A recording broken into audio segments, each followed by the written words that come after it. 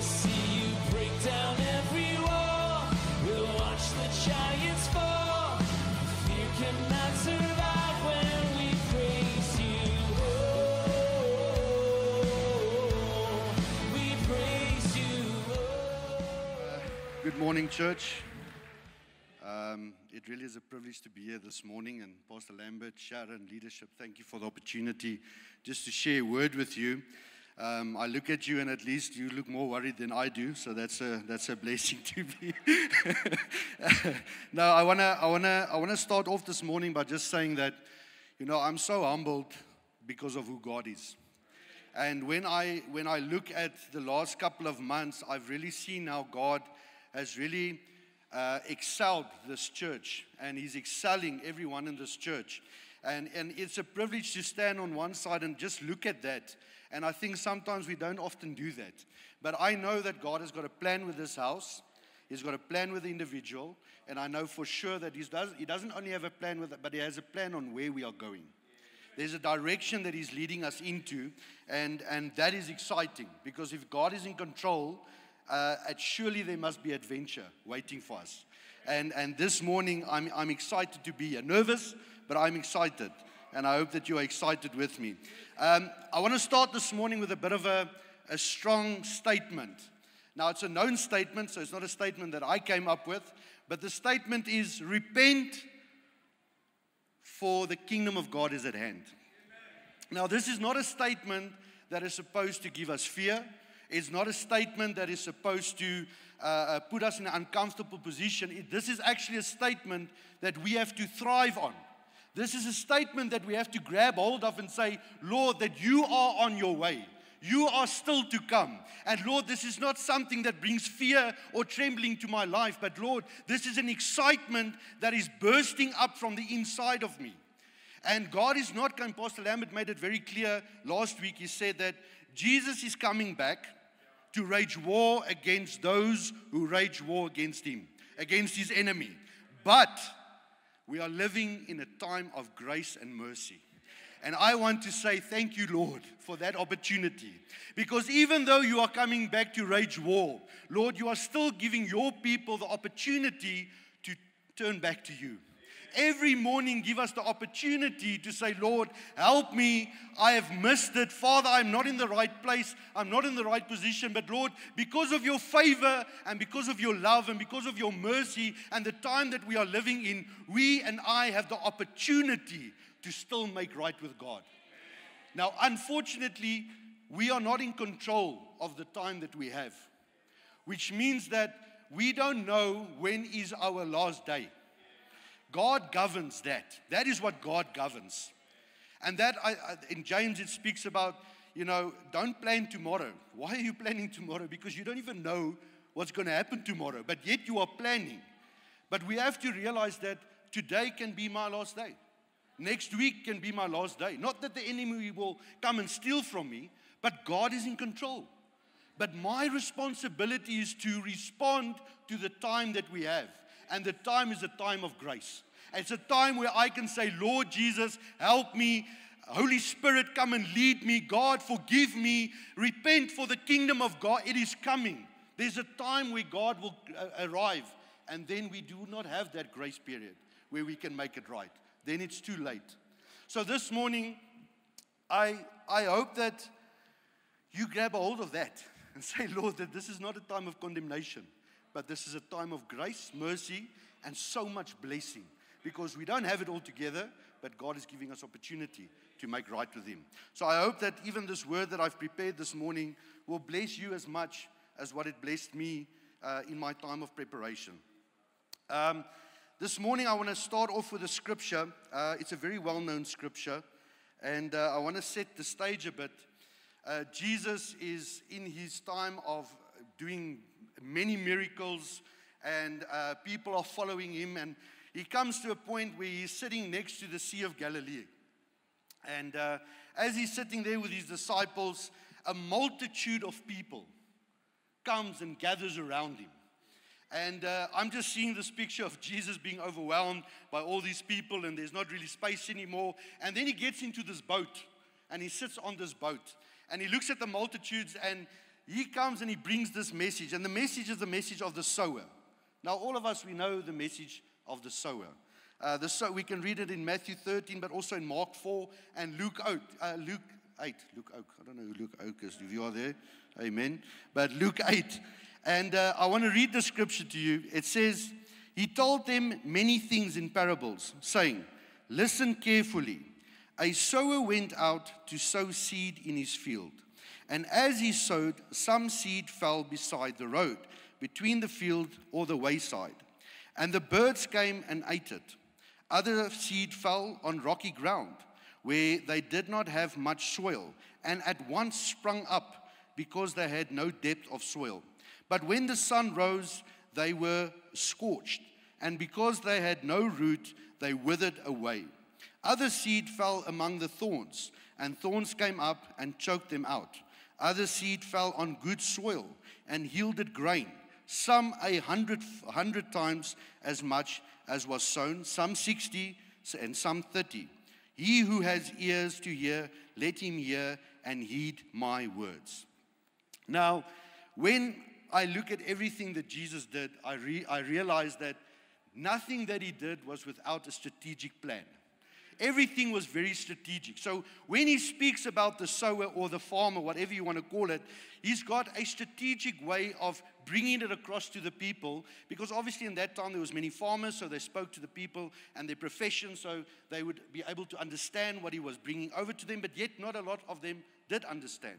But I took this week and I said, all right, Lord, why the sower? Why the farmer? Why did you use this analysis or this example to bring this parable across? And for us to kind of understand that, I'm going to have to give you a bit of an agricultural briefing this morning, which I want to do, because it's important for us to understand what happens in this context of this word. Now, for many of you, I'm not sure if you know this, but the most important part for any farmer that plants any seed is the preparation of the ground.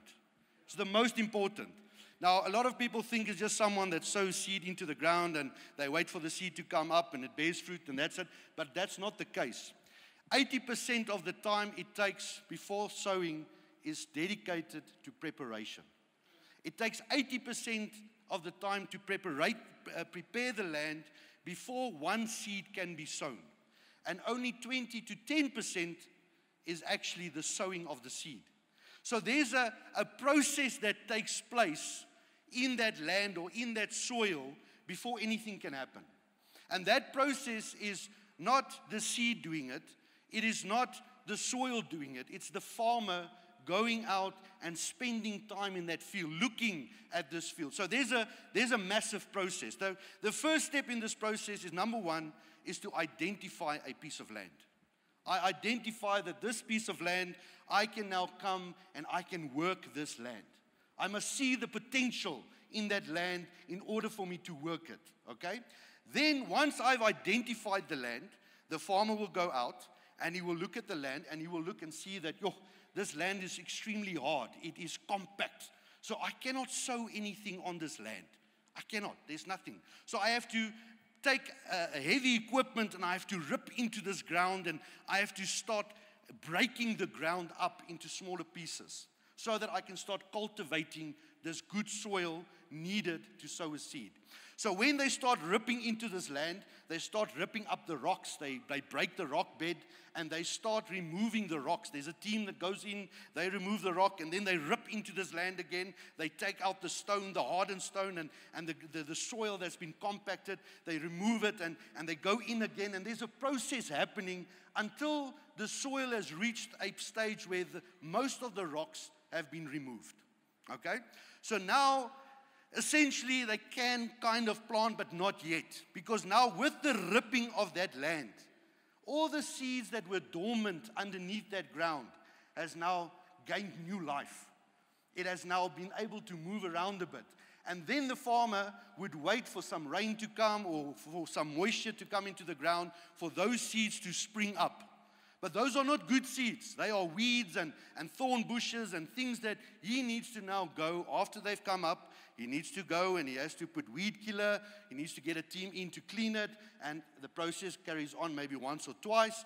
And then only the land is ready to now be prepared into a seed bed where the seed can be planted. So this is now a piece of land that's been worked. The soil has got depth in it. It's ready for a seed to be planted. Now, when I read the scripture and when I look into the context of it, I realize, number one, most of you might know this, but this scripture has got nothing to do with the farmer and the seed. This scripture has got everything to do with the condition of our hearts. God is using this as an example to say that, listen, this is a heart's condition that I'm addressing this morning. This is not about a farmer. It's not about the seed. It's not about the land. It's not about the soil. It's about the condition of the heart that receives the seed. And then I look at the story and I see, but God is the sower. He is the farmer. When I look at the seed, I realize that it is the very word of God that's being sowed into the lives of people. And then number 3 is we are the soil. We are the soil. Now, I'm excited about that because this morning I'm saying, Lord, first work with my heart. First work with my heart. This message is not to you, this message is to me. I'm just saying it out loudly to myself, and you can take it if you want it. But I'm saying this morning, Lord, help me so that my heart's condition is ready for you to come and sow a seed in it. Now, when we look at this, we identify that Jesus has now broken it down into 4 different sections. He speaks, I don't know if you can put that scripture up for me again, if that is possible. I don't know if it was up, but if it was, there we go. He told them many things in parables, saying, listen carefully, a sower went out to sow the seed into the field. And as he sowed, some of the seeds fell beside the road or the field, the wayside. Now the wayside, I want to start off with, just to identify, that is that hardened ground, piece of land.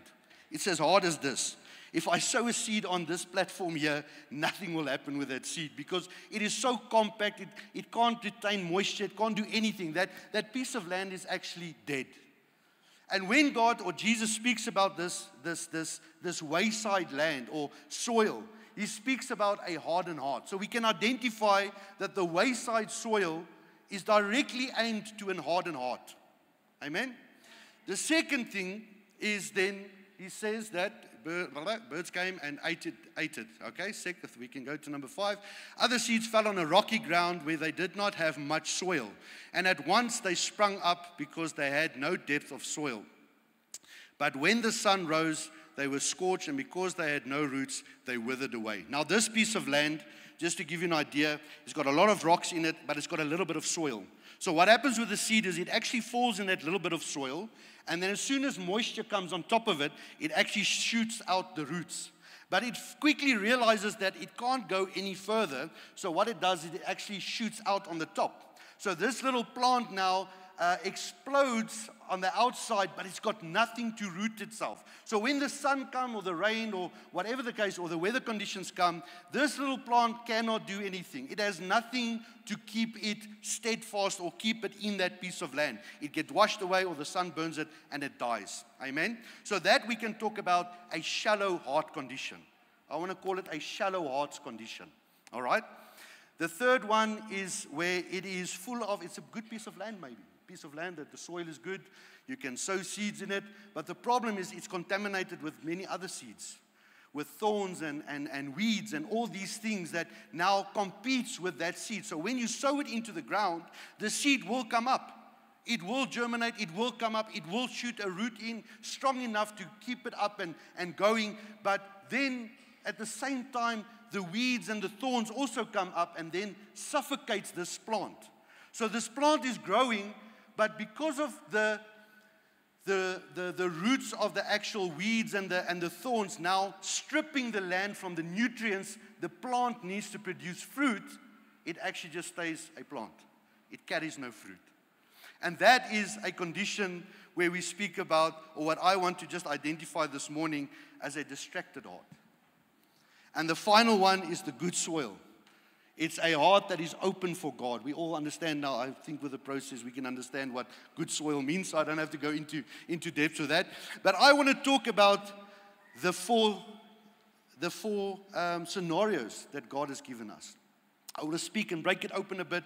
And I want you this morning to maybe kind of do an introspection, to ask yourself, Yo, Lord, where am I? Where do I find myself in this process? Because you see, all of us are in a process. Don't think that you are too far away for God to not being able to bring you back, because the farmer identifies a piece of land. And if you are sitting here this morning, you have been identified as a potential piece of land where he can sow into. It doesn't matter where you are. It doesn't matter in which type or which section of this process you are. It doesn't matter. God is still in control. He is still the farmer. Amen? So I want to go to the first one, and the first one is where they speak about the wayside. Now, this is the hardened heart. Now, many of us are maybe sitting here not even knowing that we have a hardened heart, because the enemy is so strategic that he will completely distract you from the fact that your heart is completely close to God. And a hardened heart is not something that you produce, unfortunately. It's something that life produces. You go through situations, there's a certain way that you maybe have been raised as a child. There's some circumstances when you go out into the world that kind of comes your way, and you have to face them. And because of those circumstances, disappointment comes your way. Rejection comes your way. You go through a process where pride comes and kind of pulls you a bit down. And there's so many things and attributes that the enemy uses to come and steal the life of God away from you. And then you come to a position where you sit in church on a daily basis. You go to cell. You have fellowship with everyone. But whatever God's put your way, there's just a blockage. There's an absolute blockage. And you get to a point where you now do not take the authority of God as your final authority. You get to a place where you cannot even take the instruction or the direction that God wants to take you into, because now your heart is so prideful and so hardened that you want to do it your own way. You no, Pastor Lambert, don't come and tell me no, I know what to do. I know, no, Lord, God is speaking to me. I know exactly what I need to do. Don't worry. Thank you for your concern, but I'm okay. Thank you. That's the attitude that we have. But this leads us so far away from God that we cannot even cultivate a prayer life. We come to church and we look all good, but on the inside we are completely dead. I want to say to you, it's not the end. There's no condemnation. Listen, I want to say to you again, we are living in a time of grace, hope, favor, and mercy. So when I speak to you and you identify maybe that thing in your heart this morning, it is not to bring you down. It's to wake you up and say, Lord, I repent, for the kingdom of God is at hand. And thank you for your instruction. Thank you, Lord, for touching my heart. Because you see, ultimately, you cannot change the condition of your heart. Ezekiel says it very clearly. He says, I will come and I will remove your heart of stone. I will come give you a steadfast spirit. I will come and heal you and restore you. What do we need to do if you have a hardened heart? Say, Lord, here's my whole heart. Lord, here I am. I don't know what to do with this heart this morning. My heart is hardened. Lord, I'm sitting in this church for 10 years, 5 years, 4 years, 20 years. But Lord, I cannot see any fruit in my life because, Lord, I'm too prideful to take a word from that person. Lord, I'm too prideful to speak to this person. I'm too prideful to admit that I'm wrong. I'm stubborn. And that's not what God wants for us. Look, God wants to rip and plow into the very soil of your heart this morning to say that I have identified you as a potential land where I can sow into. And this is what I want to encourage you with this morning, to say that it's not the end. It's not the end. I want to give you a message of hope this morning. Maybe I want to address some serious stuff, but there's hope. Amen? Amen. Then we go to the second. This is a shallow heart. This is something that I've identified myself in all four of, three of them at least. The fourth one I'm still contemplating on. But I've identified my life in this one so much over the last 13 years. And this is the rocky soil, the shallow heart. Man, I've sat in this church and I have received word with joy. I have jumped up and down and I've said, amen, hallelujah. I ran out of this place knowing that my life is going to change. That word has changed my life. I grab it with so much joy that I want to share it with other people. But when Monday comes, I don't have the substance to actually apply that word in my life. I don't have the depth on the inside of me, the determination to actually take the word that was released and go and meditate on it.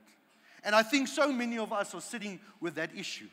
That issue where you hear this message because we all want to hear a message that's going to change our life. Our expectancy is always in God.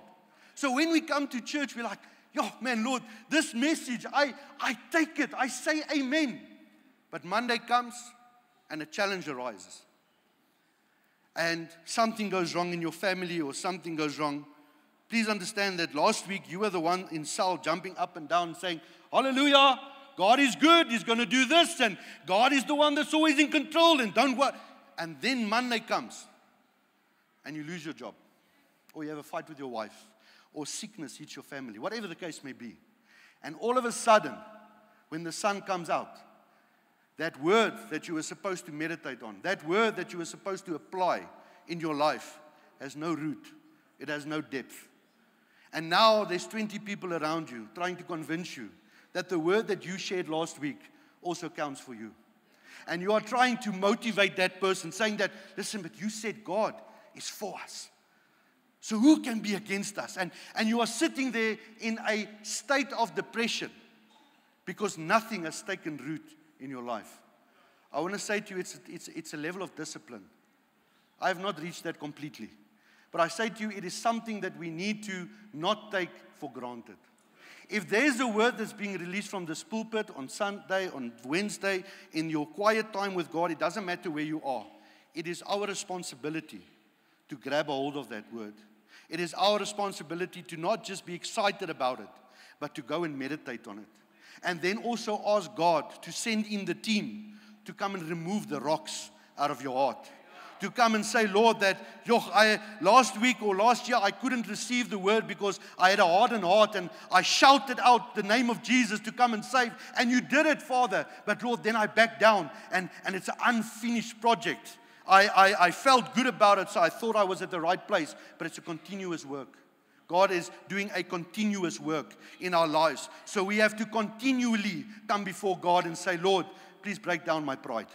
Lord, there's still a little bit of addiction running here. Lord, there's still a bit of this happening here. There's still a bit of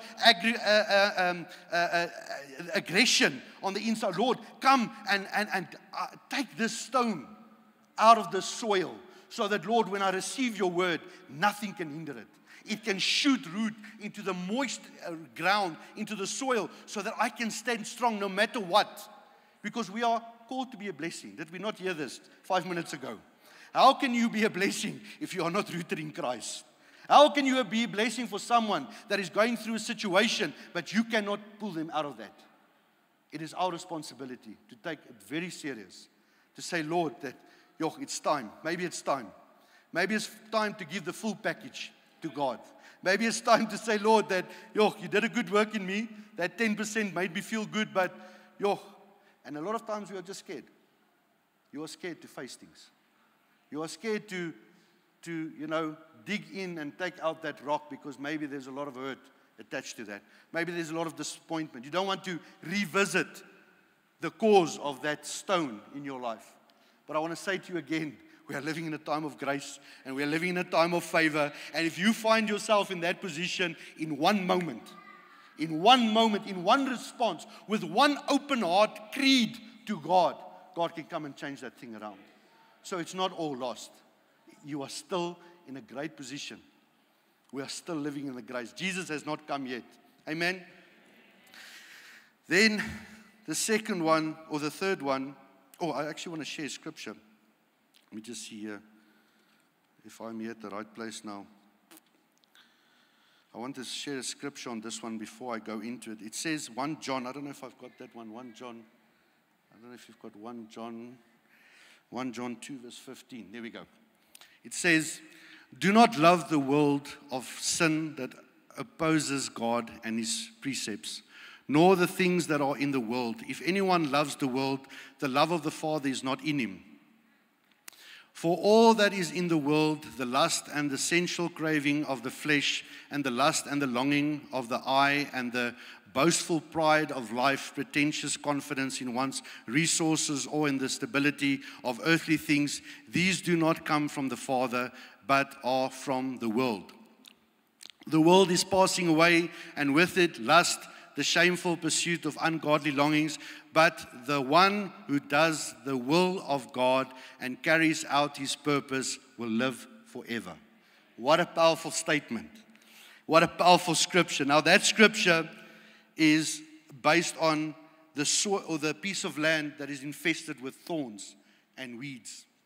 Now, this is something that I've even identified. I'm very open this morning. I have identified this in my life. And I just pray that God will come and restore this in my life. This is a piece of land that is rich and ready to sow in. And this is where we said this is the distracted heart. So many of us are sitting in this church and we are so open for the Word of God. We are ready to receive the Word of God. For many years, God has worked our lands. The process, it took time, it took character building, it took so many things in our life. We got to a point where we are ready to receive that seed or that word that God wants to release in our lives. And once we receive that word, we take it and we share it in our households and we make it a part of our lives. And we take that word and we bring it before people and we know that this word is a life-changing word. It's a word that when I release it to someone, their lives too will be changed. I know that this word is for me. This word was released for me and my family, and I stand on this word. I take this word and I stand on it day and night. I meditate on it. When I wake up in the morning, I shout this word out and I say, this is what God declares over my family, over my life, over my business, over my future, over this. And then life comes. And the desires of the flesh comes. And you get to a position where distraction steals from you. Distracted heart. A heart that is ready to be sowed into. A heart that is ready to run with that word. Now, to just explain again that piece of land in the natural, when you sow into it, it germinates. The word germinates in your life. It germinates. It becomes a plant. It's rooted deeply enough to withstand any weather condition. It is ready to produce fruit. But our own fleshly desires start and suffocate that plant. Now, if you look at a farm and you look at that situation, if the farmer doesn't go and put weed killer, if he doesn't maintain that garden or that piece of land, he will have a great looking plant that bears zero fruit. And I want to ask you this morning, are you a great looking plant with no fruit? Because that is not God's desire for you. That is not how God wants to. God doesn't want you to have an endless pursuit of wealth. God does not want you to be distracted by pride and position and authority. God doesn't want you to run after control and to be the man. God doesn't want that. God wants you to be humble. God wants you to be in His presence. God wants you to be at a place where you not only receive the word and then Monday, Tuesday, Wednesday, Thursday, Friday, you are already in the club, you are already doing your thing or drinking again or you are running after money or running after all these things. No. God wants you to take that word, run with it so that the word can bear fruit in your life. Now, I find myself sometimes right there, where the word is so strong, and I believe the word, and I stand on the word. But material wealth and power, control, pleasures of the flesh, fame and recognition, or like and followers now these days with social media, instant gratification and unhealthy relationships steal and suffocates that word in my life. This is a real thing, people. I'm not standing here because I just want to bring, this is a real thing. And God wants to remove that out of our lives. You see, again, I will say it's not the seed that works the land. It is God who works the land. It is the farmer who works the land. But it is up to us to give over our lives. You see, the word can be powerful in your life. But if you're not willing to give over that wealth chasing mentality, if you don't want to give over that prideful heart, if you don't want to give over that distractions, that worldly distractions, God cannot bear fruit in you. There cannot be fruit that's in your life. It cannot. Because you are feeding the same soil with two different things. It needs the nutrients. You see, when the plant, like I said, when the plant actually comes up, there's a point where the farmer has to walk through the land. He has to walk through his crop, and he looks at the crop. And God does that with us. He walks through where we are, and he looks at our lives. And he sees that, but this is weed. And this thing is very small at this stage, but this thing can potentially steal the fruit of this crop. And he then starts identifying these things, and he wants to remove them. But unfortunately, God, being the gentle God that he is, will not force the soil in your heart. It is something that we need to do and say, Lord, I give you this piece of land. I give you my prideful desires. I give you my desires of the flesh. Lord, I cannot beat this thing. I cannot give this thing up. I've tried and tried and tried and tried and tried. But Lord, it is not in me because I am the seed. I'm not the farmer. So Lord, please come and take control. And even if it hurts, Lord, come and remove it. Lord, even if it damages, Lord, I pray, come and remove those weeds and those distractions from my life. Because God wants a good future for all of us. And some of us are sitting in situations that we don't even know how to come out. You are hitting a wall and you are so drained because there's so many thorns suffocating you. There's so many things around you. I want to say to you that God will elevate you above that. If you this morning can respond to say, Lord, this is me. I am honest with myself. This is me. God can come in as the good farmer. Not only the good shepherd, but the good farmer. And he can do and continue that work that he's doing. You see, the problem is, this is not a once-off thing.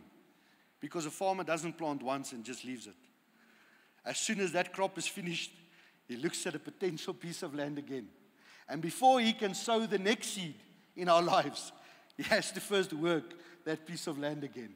Because maybe he has sown in one area, but God doesn't want to sow in one area. He wants to sow in all of our areas. He wants to sow in season and out of season. He wants to come and produce a crop in you at any given time of your life. Which means that we will forever go through a ripping, stripping, and all of those processes daily in our lives. Maybe sometimes even the same process 3 times in a row. But that's how God works. When we receive a word, that's not the be-all and end-all. That's only a small piece of what God wants to do in our lives. He wants to expand us. He wants to cultivate us. He wants to allow us to cultivate relationship with Him. We are living in a time of favor, grace, and mercy. I'm going to say it over and over and over again because there's something that needs to break on the inside of us. There's something that needs to break on the inside of our mindset. When you read that scripture, at the end of that scripture, I don't know if you can go to the last part there. Other seed fell on good soil and yielded grain, some 100 times as much as was sown, some 60 times, some 30 times. He who has ears to hear, let him hear and heed my word. Now, a lot of times I've spoken this over my life. I said, Lord, let me harvest 100-fold. I speak 100-fold over my life. But I have read the scripture this week over and over and over and over again. And I could not find myself in that scripture. Because it is not the piece of soil. It's not the soil that reaps the harvest. It's the farmer. It's God. It's the kingdom of God that reaps the 100-fold harvest. It is the kingdom of God that reaps the 60-fold harvest. It is Him who reaps the 30-fold harvest. And what does that mean? If I open up my life and shout out and say, Lord, please come and help me. Lord, come and remove what is wrong in my soil, in my heart.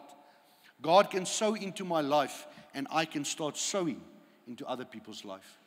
And when I sow, you see, I don't know if you've ever read, Pastor Lambert has actually ministered on this parable about the master entrusting his property or the wealth in the hands of his 3 helpers or his 3 workers. And he says to the last one, the one that just planted into the soil, he says, even though you know I reap where I have not sown. Is that not God? Is that not who he is? The master reaps where he has not sown. It means that he reaps out of that what you produce. He reaps because he wants to partner up with us. He wants us to grow up into that plant that bears fruit, but not only one fruit, but maybe a 2 or a 3 or a 4 or a 5. Because that is the advancement of the kingdom of God. You see, God doesn't want to heal your heart for you. God doesn't want to set your heart in a perfect condition for you. No, it's for the kingdom of God. It's for the kingdom of God to be established. And you have been chosen. You have been identified. You are the soil where much fruit can be produced. So I don't know about you this morning, but I just want to say, Lord, that, man, it is time for me to wake up.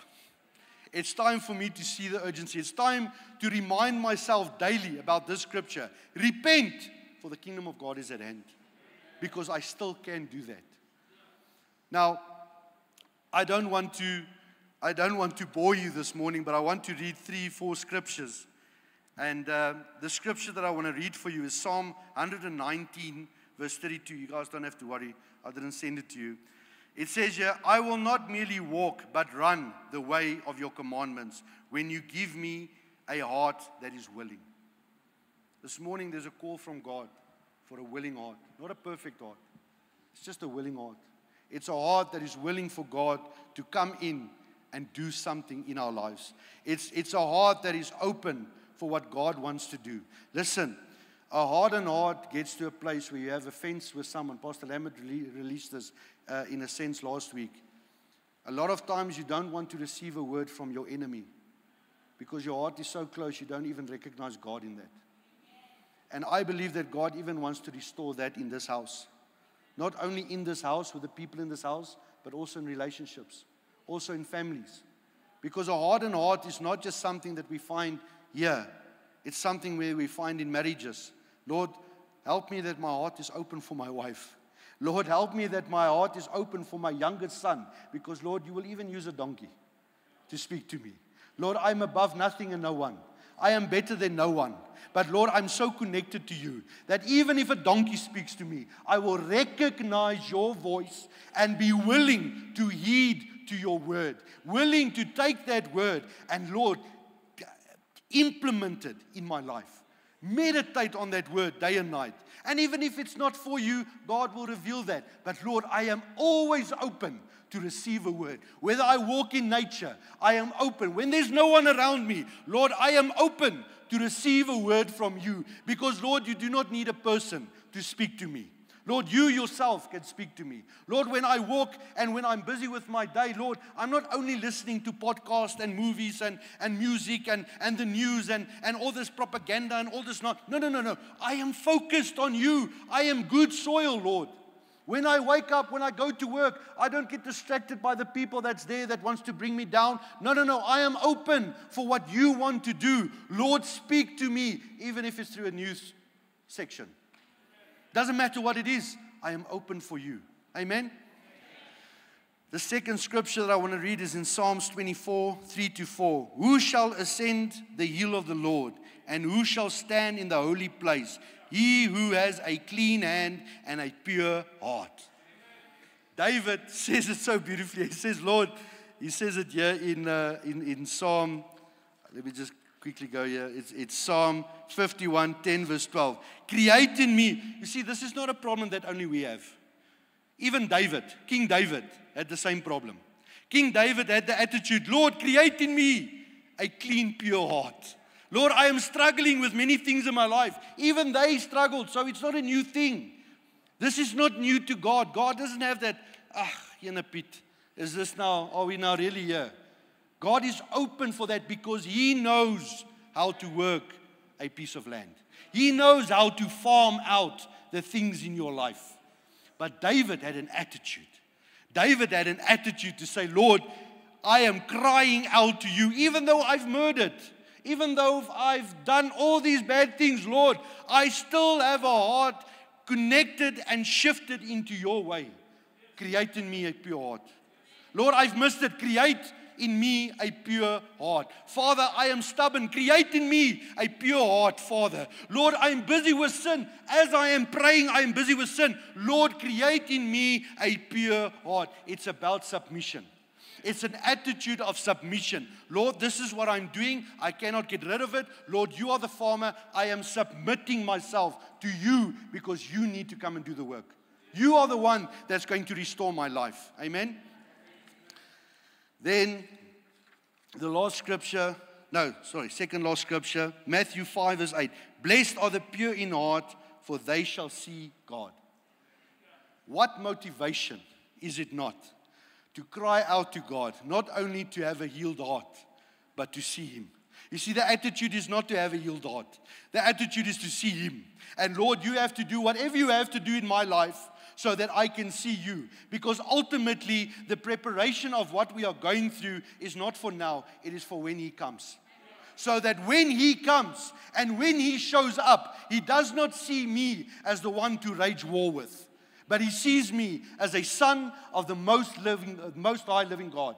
The son who loves Him, who pursues Him, that asks Him day in and day out, Lord, come and shift my life. It's an attitude, people. God will not just do it because He does it. He wants us to co-work with Him. He wants you to come under His wings and say, Lord, Father, I've messed up. I've missed it. It's an attitude. And what is your attitude? Is your attitude, I'm just okay, I've been a shepherd for 13 years, I'm okay, I know how to lead people, I'm good, I'm going to heaven. That's not my attitude. My attitude is every day, I'm a sinner, I've missed it, you are good, I am bad, you have got grace, you have mercy, and that is my saving grace. I want to live a life of repentance. I want to live a life every day in and day out. Say, Lord, help me because I am going to hell if it's not for you. And Lord, because you died for me and because I am still living in a time of favor, thank you, Jesus, that I can shout out your name, knowing that you will come. Your arm is never too short to save. You are the one that comes and you will wage war against my enemy. You will come and remove those things out of my life because, Lord, you are for me. You are the one that saw the potential in me. It's not me who saw the potential. I have to get off my high horse. I can have no potential without God. I am a wayside piece of ground, a hardened heart where nothing can grow. The word says, when you read Matthew 13 later on, Jesus actually explains this parable and He says that the birds will come and devour the seed. And He says the birds are the enemy coming to steal the word that was sown. Do not allow the enemy to come and steal that what was sown in your life. There's some of you that has got seed on the inside of you that has been trampled. You see, a wayside is a small little path, and it has a lot of traffic. And with a lot of traffic comes a lot of disappointment, a lot of rejection, a lot of issues, a lot of failure, a lot of many things. And eventually that seed gets so compacted, it has no space to grow. I want to say to you, God wants to rip into that ground so that even that seed that was sown maybe 5 years ago, 10 years ago, 20 years ago, will start germinating. And you will receive a harvest not just of today's word, not just of last week's word, but for the last 20 years. You will start seeing, because why? I have a soft heart, Lord. It is impossible to have good soil and not reap a harvest. It's impossible. It's impossible to have good soil, a soft heart, receive the word, and not see the fruit in your life.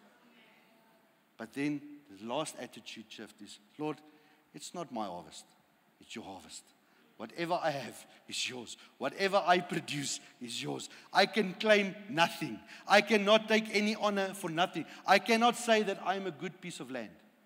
No. There was a good farmer that worked me.